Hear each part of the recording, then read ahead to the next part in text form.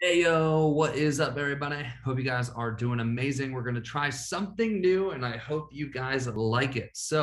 I actually got this from Jordan Sayat. But what it is Jordan Sayat, he just invites his clients on his podcast and just answers their questions. So it's a coaching call for the client, it's education for y'all, and I decided that I would give it a try. So this is the very first one with our client, Megan. We cover topics around scaling and hiring and making decisions around hiring, and then we get her a strategy put in place. So if this is you, that means it's going to be a very helpful podcast, and I will see you guys on the other side. All right, so let's dive in. What challenges you got for me today? Yeah. I guess kind of what comes to mind right off the bat is I feel like I'm struggling to make progress, or maybe I'm struggling to feel like I'm making progress because I'm getting so hung up on the like DMing and like finding leads through DMs. And I have a lot of other things on my mind that like I want to be doing, but I've talked with Jen about this too. Like I don't want to get like shiny object syndrome and like jump around to different things. So I want to focus on what's going to make a difference, but I also want to focus on what I feel like called to do and like what my, I guess, like entrepreneur brain is like thinking about building. If that makes sense. The entrepreneur brain. Sometimes our best friend, sometimes our worst friend. Yeah. Because of the focus. Right. I'll let you finish and then I'll ask. Well, I was just going to say last time we talked about hiring a assistant coach and kind of scaling with that model of I do Zoom packages exclusively. Yep. So 4, 6, 12-month Zoom packages with check-ins every 2 weeks. And we talked about getting my client roster full and then hiring a assistant coach to then take on more clients. Yep. But I'm struggling with that scaling model because, and this could be me getting in my own way, but I feel like the type of assistant coach I have, I almost want them to come into my business first as almost like a virtual assistant, like being there to help me with, and this could maybe, I mean, I think it's the two roles are kind of overlapping, but helping me with community support in the Facebook groups, basically everything except for working one-on-one with clients, because I feel like it would take me so long to train them to do things the way that I do them. And I do want to find somebody within my community already, like who is also a nutritional therapy practitioner and has the same philosophy and experience and stuff like that. So I want to find somebody who I can kind of like hire on to help me with a lot of the little tasks, and like creating like content for my clients and being really familiar with like the structure of the program. And again, being in the actual like Facebook group, being able to support clients and answer questions and stuff like that. And then eventually taking on clients one-on-one, or maybe even just having it more as like, I don't want to say like not quite a group program. Like, can I pause real quick? Yeah. So what is your view of an assistant coach? It sounds like to me that they're going to do a lot of accessory roles. They're going to, engage in the group. They're going to maybe potentially make some training programs or create content for your clients. But at the end of the day, what's the end goal for your assistant coaches? Like, do you want your assistant coaches to do one-to-one coaching, or do you not? I don't think so. Unless. Why?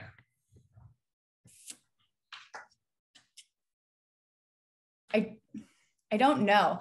I think maybe not upfront. Like I don't see myself like Megan Crozier as a company having like 60 or 70 clients all at once. I see it as being like, 30 to 40 clients with that super high touch one-on-one. And then everything else, which maybe this isn't realistic, but having them go through either self-paced group course, almost like whatever, like NLCA, like the way it's built in with the back end, but then being able to schedule one-on-one sessions with me, or I guess, yes, with an assistant coach. Like at that point in time, they could, but I feel really weird getting on the phone with people right now and then them talking to me and us building that relationship and stuff, and then them working with a different coach. Yeah, 100%. And maybe that's just because of like I think like the intimacy of my like sessions and stuff, and like what I do work on clients with, it just feels weird passing them off to an assistant coach. But for somebody who, like, I can think of some other clients who are much more like what I would consider basic. It's just like they're starting from the beginning with their health and fitness journey. Like that is somebody who I could give to an assistant coach, but that's not my like average client. So no, that makes sense. I think I wrote a couple of things down here. Number one is the view or your view on training. So it sounded like you said, I forget exactly what you said, but you said something like it would take a while to train them. So view training as ongoing forever, not as like this 30 or 90-day stint. There is a structured 90-day stint, and that is in the course. But honestly, you're going to be training your people forever. Like we have people that have been with us for years, and they're continue to get trained, and they continue to have practice calls every single day.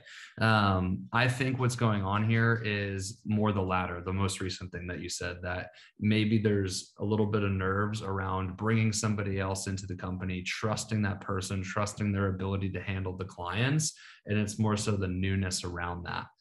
Would you agree there? Because it sounds like your vision, correct me if I'm wrong, but it sounds like your vision is one assistant coach, you could probably handle one-to-one clients. And then maybe down the line, instead of adding more assistant coaches, you add more of a group model where you guys facilitate that. Is that correct? Yeah, that is more how I see it. And I would rather have them working with somebody in that group setting and having an assistant coach do like, group coaching calls versus having the actual like one-on-one type of calls.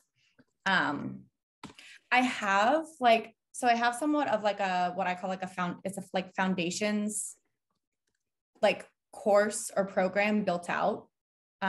It's called the Fuel Your Body Blueprint. And I'm trying to figure out a way to scale this while also hiring somebody else to come in and help me to scale it. So I think you should separate the two for now, meaning pick one. So this would be my suggestion. I would say that you should hire the assistant coach and do that first, learn how to train that person, feel very confident in that. And then once that is down and they have a roster of clients and you feel good about everything, then I would add on the group coaching program. And I'm viewing this through the lens of the employee. And here's why. Because if you hired somebody on to do some ancillary work and maybe they're running a group coaching program, they're not going to be able, they're not going to make enough money where they can do it full time. Therefore, they're not going to be as bought in. But if you bring in a person, I know you want somebody bought in, but if you brought in a person, they're working one-to-one with clients, they have a full-time livable wage, and then you say, hey, we're going to add on this group coaching thing, they're going to be a lot more bought in, and they'll be a lot more appreciative because this could be a growth opportunity for this one assistant coach. One other question. It sounds like you want to maintain a client roster. Is that correct? Do you mean for like one-on-one clients? For me personally? Yeah. Yes. Up until a certain point. I think like 5 years from now, I don't want to do any one-on-one. This is your business. I mean, you could do whatever your little heart desires. I'm totally fine with that. If it were totally up to me, the path for you would be, let's get an assistant coach first for the reasons I just stated. Once we feel good about that person, we can give them a growth opportunity by adding in a group coaching model. And then you can maintain what's a desirable roster for you, 20 to 30, it sounds like. Yeah, 20 to 30. Cool. Did that help solve that particular, it sounded like there might have been a misalignment with vision or next steps. Did that kind of help solve that?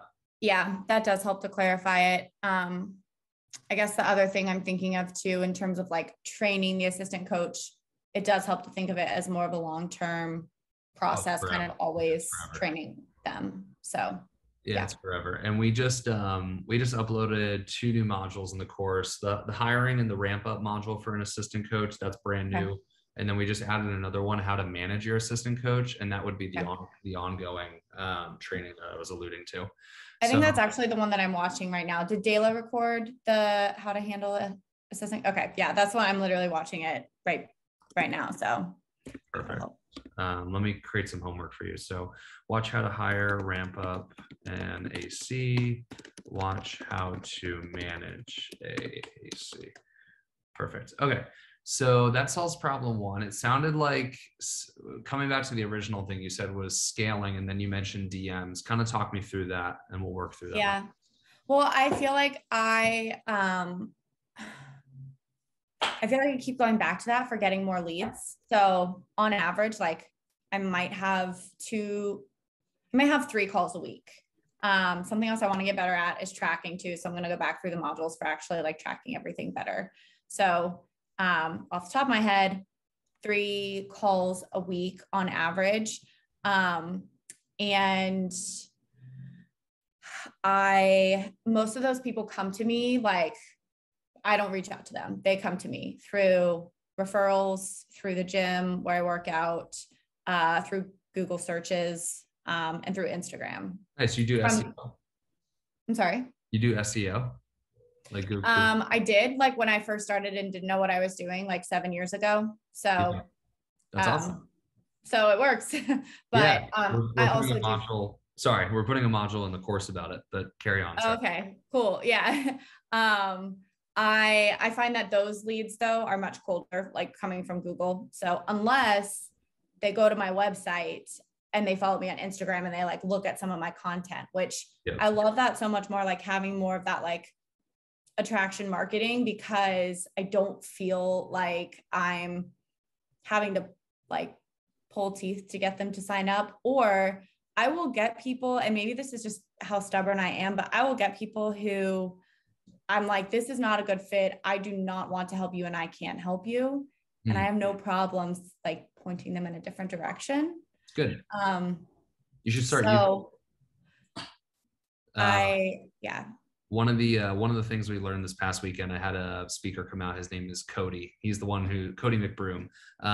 He's the one who's actually making the SEO module. And he was talking about now how Google owns YouTube. So anytime that people type in like a how-to, usually on your Google search is YouTube videos.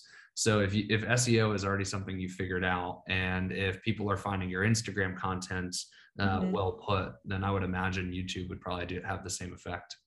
Yeah, I honestly would love to do YouTube videos regularly and get a lot of people finding me that way. 1 a week is probably all you need. Yeah. I've been looking into it more, but it's one of those things I start listening to a YouTube training or whatever it is. And I'm like, okay, like come back, focus on like what I need to do. But yeah, I mean, I don't know if this is, because I feel like there's such a heavy emphasis on DMing and being good at DMing and like reaching out to people, but I enjoy, and like, I guess I feel more aligned whenever people are coming to me based on things that they come across. Yeah. Only in the beginning. Let me pull this up for you so we can look at it. So the emphasis on DMing is only going to be in the beginning. So here's like how we work students through lead generation. The first thing we have them do is DMing and posting content. And the reason this is the first thing is because it doesn't cost you any money, and it just costs you time and effort. And it's a skill that you can build and develop that's going to help you long term. Then once you're making $10,000 a month, which I think last time we chatted, it was like you're around 20 or something. That's when you can institute a referral program, because now you actually have clients who could refer you business. And then usually, you're a pretty well-oiled machine. You have your systems down, you have your sales skills down, you have, your back-end systems, your client delivery system set. This is when we would recommend that you would start ads, which could be a viable next option. We'll talk about it in a minute.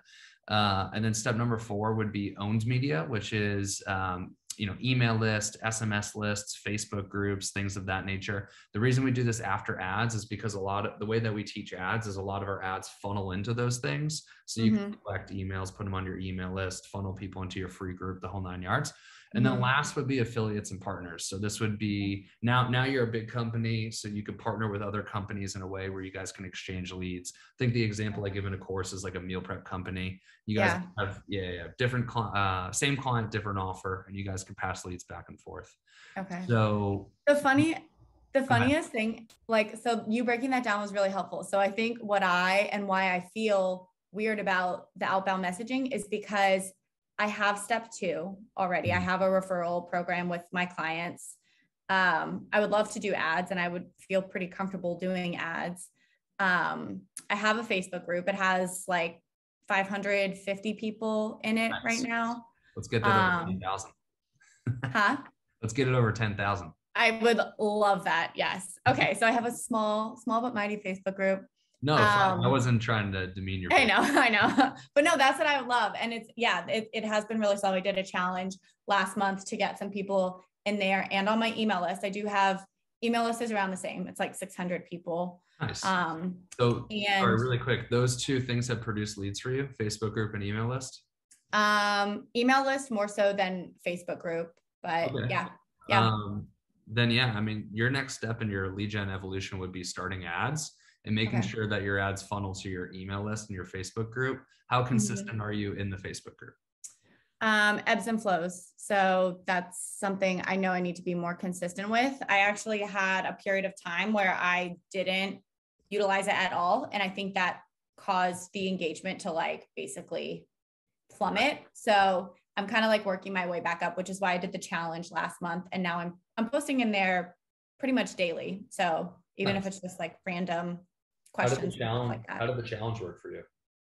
It was pretty good. I had a lot of engagement, and not as much as I wanted to, but I did have a good amount. And I had 3 calls booked from it, one-on-one calls. There were 60 people signed up. So 3 out of 60. Yeah. But yeah. Nice. Couple more questions before I give you some more guidance. So do you have a DMer? Well, actually, sorry, backtrack. How confident do you feel with your ability to DM? Like, do you feel like you could teach somebody? No, I could give them the scripts that are in NLCA. Like, that's the extent that I would probably teach them to do it. Okay, cool. We can help you with that with the DM agency. Like, we can help. We can help find you somebody, and we can train them for you. Okay. So I do think I am good at I'm not good at starting a conversation or like finding people to start conversations with, but I am good whenever people come to me first, or they respond to something on Instagram, or they reply to one of my emails. Like, I'm good at having a conversation with them that gets them to book a call. What if I told you that I can teach you how to run ads where people click on the ad and it starts a conversation first? You'd feel very confident. I think so. The only reason I'm second guessing it is because I haven't had the experience to like build that confidence. So I think I could. I think honestly, this is your next step. I would recommend getting a DMer beforehand, because it sometimes could be a lot of volume that comes through on ads. Like, I mean, you could have like 20 to 40 conversations a day. So here would be the steps that I would suggest. DMer. Well, actually, sorry, you got to watch the modules first. Watch how to hire and manage a DMer. If no interest, then use DM agency. Hire the DMer. Watch ads module. Would you want to run ads on your own, or would you want somebody else to do that for you? Like, we offer, it's an additional cost, obviously, but we offer the same guy who runs my ads, we offer to our students. So I watched the modules it's with Peter, right? Is that the one you're thinking of? Yeah. I'm pretty confident I could do it on my own. Cool. Watch ad. Did you watch the one where if it's not Peter? Yes, I did. Cool. So you're already I will say I do have another like ads program that I bought from someone else that walks through like top of funnel, middle funnel, bottom funnel ads. Awesome. So I like have a little bit more, I guess, background with it than what's just in module that he did. Perfect. Okay, so start ads. And then this link, which will make sense to you, run ads through ManyChat. Do a free resource, collect email, send to Facebook group. All right, so I know that's really general, so let me explain. Yeah. So what your ads would do is when people click on your ad, it would open up a conversation, a messenger conversation. You could do that through a tool called ManyChat.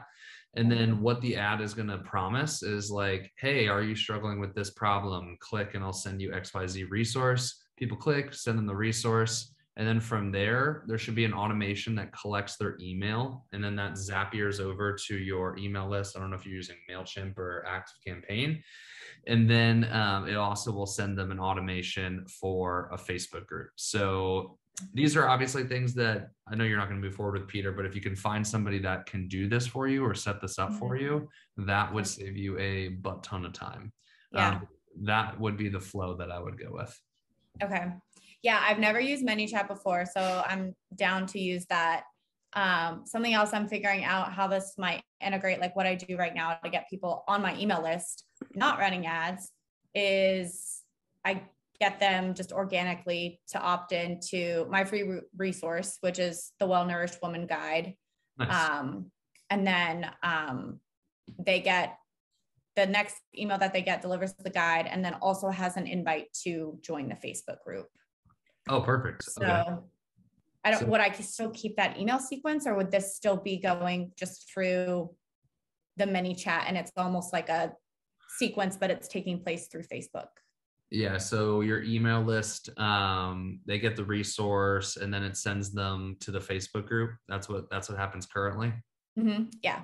All right, cool. So what I would do is I would change the email sequence to remove the resource since they already got that, or replace it with a different resource. If you have because now this would become the next step, right? Because they get the resource in ManyChat. Then they opt into your email. I would say probably you could do something along the lines of like testimonials or like results. That would be like the next step. Like, oh, here's this helpful resource. And then you would educate them on what you do and who you've helped. So I would change that sequence. And then you could take out the Facebook group because they've already got that opt-in from ManyChat. Yeah. Okay. Does that make sense? Do you want me to write that down or? No, that all makes sense. Cool. Yeah. But yeah, and I'm also thinking too, like, because I think that's a much better way because, with the email sequence too, the open rate like declines significantly after like the second or third email. So I think having some other resources to share with them is a good idea. Yeah. And the open rates on this are like 90%. So they're like really high. And if they opt into the email, they've already got the resource. Now they're seeing more about your coaching. They're seeing more about the testimonials. It just takes them down that gradual step of becoming a client. Okay. Yeah. Cool. All right. Honestly, I think these next steps will probably take you the next, I would say 90 days would be these next steps. So once again, that's watch how to hire and ramp up an AC, how to manage an AC, and then hire an AC. Watch how to hire and manage a DMer. If you're not interested in doing that at all, we could do that through the DM agency, and then you hire the DMer. And then I would start ads once you have the AC and also the DMer. And then once you have all that done, then I would look into the group coaching. Okay. Start group coaching. Any questions on that? I don't think so. That all makes sense. I'm glad you said realistically 90 days because I'm like, oh yeah, I want to do this in the next like couple of weeks. So that makes it more realistic. Tall order. Yeah, this is a tall order for sure. The one thought that or question I have is whenever I signed up and I had because I did like the same day sign up, I had the option to pick an agency. Oh, cool. Yeah. I just before talking to anybody or knowing what I was doing, I just selected the VA one because I thought that I wanted to have a VA. Yep. I kind of like, and I listened to the module as well, like would maybe be interested in doing that like for myself, just to maybe set my own systems up a little bit better and have things organized. I don't know if it would help with that, but I'm wondering if based on this to do, I should change that and maybe look into like DM agency or ACA. You haven't used it yet, right? Like it's still eligible. Okay. What date did you sign up? Because we did change it at one point. I just want to make sure that you get the full thing. February 14th. February 14th. Okay. Oh, Valentine's Day. That's the only reason I remember. It was on Valentine's Day. That's funny. I would reach out. Do you know how to reach out to support, or do you need me to write that down here? I can figure it. I mean, you can write it down if you want to, but I'm sure I can figure it out. Support at the next level coaching academy.com. So I'd reach out to them and I'd ask them very specifically what you get in the DM agency, because the change that we made recently, and I can't remember what date we made it, is we used to give the full DM agency away, but then we switched it to just the hiring portion and not the full thing. So it depends on what date you signed up on, if it was before the cutoff or after the cutoff, but I would email them and see, and then they can give you some information on that. But honestly, the VA one, I wouldn't do. If you want to do it for yourself, that's fine, but I wouldn't do it. Like, I don't feel like you need that right now. It would be between assistant coach, like ACA, using ACA, or DM agency would be the two. Okay. Sweet. I'll do that. How are you feeling? Was this helpful? Yeah, it was really helpful. I feel much better knowing that I'm not like missing something with the outbound, like DMing and stuff like that. Cause I was really getting stuck there. And so this helps me to kind of like move forward and focus on what I need to focus on. Yeah, I would say this is your path. I dropped this in the chat. Just make sure you save that before we pop off here. Okay. But with the 3 minutes we have left, did you have any other questions for me?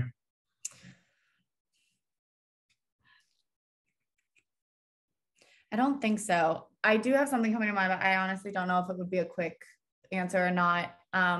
Thinking about the group program, and the reason I use this is because like the way I'm thinking of it is more of like a tiered approach, where I have kind of like that core, like the modules in there. There's like, 5 modules. Yep. Having that as self-paced versus like having it plus the coaching potentially with me or potentially with an assistant coach. Would you still consider a group coaching model, or is that more of like a tiered like program? If you're going to make the course a part of the one-to-one, I would just think about adding it to your already one-to-one service, like the one that you have currently right now. To me, the group coaching would be, you could set it up quite literally like NLCA. You can have the group calls, you can have the course, the self-guided course. And then most group coaching programs have some form of like a community support, like Facebook group or WhatsApp chat or something like that. That's the easiest way to set it up, is have a group call, have a course, have a community, chat or Facebook group. Yeah. Okay. And then if people, I'm going to go back through and watch that module too on the group coaching as well. Yeah, I'd really separate the one-to-one service and the group, because if you start adding in like layers of group where they can get one-to-one, I think it takes away from your actual one. Yeah, that's kind of what I'm doing. And yeah, that's where it gets a little bit like muddy. So yeah, it gets a little convoluted. So I like really separate those.